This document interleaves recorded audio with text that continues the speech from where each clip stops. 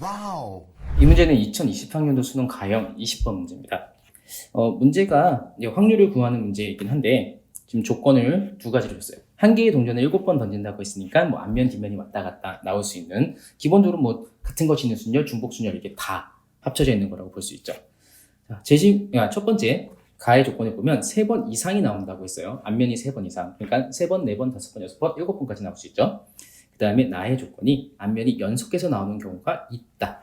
자, 이 두 가지를 잘 생각을 해보면 이 문제는 어떻게 풀어야 되는지 하나의 힌트가 나오는데, 자, 3번 이상이다라고 하는 게 아까 3, 4, 5, 6, 7, 5가지가 있었죠. 근데 그것보다는 3번 이상이 안 나오는 거. 그러니까 2번, 1번 안 나오기. 이렇게 하는 게 더 편하죠. 6건이라는 개념이에요. 그 다음에 마찬가지로 연속해서 나오는 경우가 있다. 연속해서 나오는 경우가 있다라는 건 2번이 연속할 수도 있고, 3번이 연속할 수도 있고, 4번이 연속할 수도 있고, 이 연속하는 경우가 좀 다양하게 나타나요. 그러니까 얘도 마찬가지로 6건을 통해서 연속하는 경우가 없는 걸 찾는 게 좀 더 편할 겁니다. 그래서 이 문제는 종합적으로 6건의 경우의 수를 통해서 확률을 구해라. 요게 기본적인 포인트라고 생각하면 됩니다. 자, 이제 한번 시작을 해볼게요. 자, 첫 번째, 앞면이 3번 이상 나온다를 할 건데, 앞면이 3번 이상 나온다를 하는 게 아니라 앞면이 3번 미만 나오는 걸 하겠죠. 우리는 6건을 할 거니까요. 자, 3번 미만의 첫 번째 상황, 앞면이 안 나오는 거, 그리고 뒷면이 총 7번이 나오겠죠. 이런 경우는 한 가지밖에 없다는 거 쉽게 할 수 있습니다. 자, 두 번째, 앞면이 1번, 뒷면이 6번 나올 수도 있어요. 자, 이거는 이제 여기서부터는 같은 것이 있는 순열을 쓰는 거예요. 총 7가지가 있는데 순서를 정해서 나올 건데, 뒷면 똑같은 게 6번 나오니까 뭐 1팩토리얼, 6팩토리얼 이렇게 쓰죠. 원칙적으로는. 그래서 얘가 7번이 되고, 자, 마지막 세 번째, 앞면이 2번 나올 수도 있습니다. 그럼 뒷면은 5번이겠죠? 자, 마찬가지로 총 7가지가 나오는데 2번, 5번 계산하면 21가지가 됩니다. 자, 그래서 이제 다 더하면 1 더하기 7 더하기 21이 되니까 총 29가지가 6건이에요.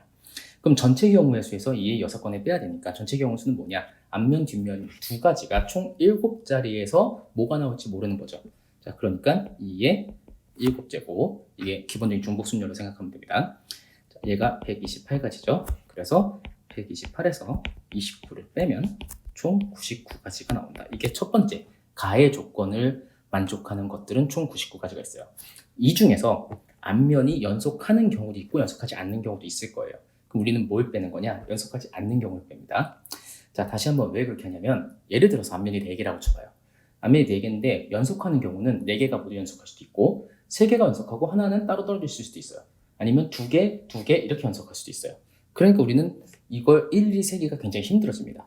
그래서 오히려 연속하지 않는 걸 세는 게 훨씬 더 편하다. 이 생각을 해주면 돼요. 자, 두 번째, 앞면이 연속하지 않는 경우를 세겠다.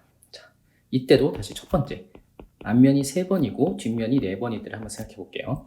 자, 이렇게 연속하지 않는 걸 셀 때 3개 이상이 연속하지 않는다. 이거 할 때는 절대로 뭐 이렇게 6건 이런 개념을, 그러니까 우리 6건을 풀고 있는데 이걸 또 6건을 푸는 경우가 있을 수도 있거든요. 그게 안 된다는 얘기입니다. 그래서 어떻게 하는 거냐면은 끼워 넣기라는 방법을 써요. 자, 뒷면 4개가 이렇게 있다고 쳐요. 그러면은 앞면이 들어가 있는 자리가 총 이렇게 5가지 공간이 나와요.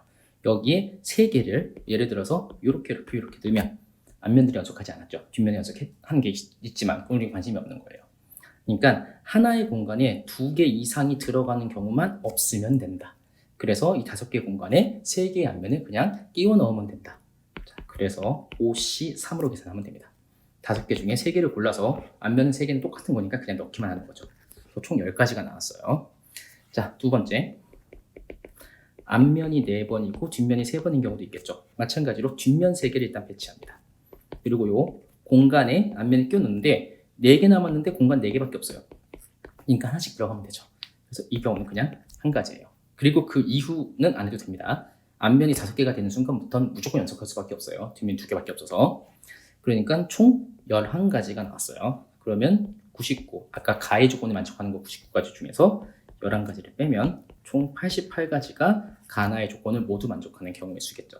자, 이제 확률을 구할 거니까 128분의 88을 하면, 뭐 약분이 바로 안 떠오르면 천천히 하세요. 그냥 2로 약분하면 64분의 44. 뭐 2로 또 되네? 그러면 32분의 22. 뭐 2로 또 되네? 그러면은 16분의 11. 이렇게까지 와도 상관없습니다.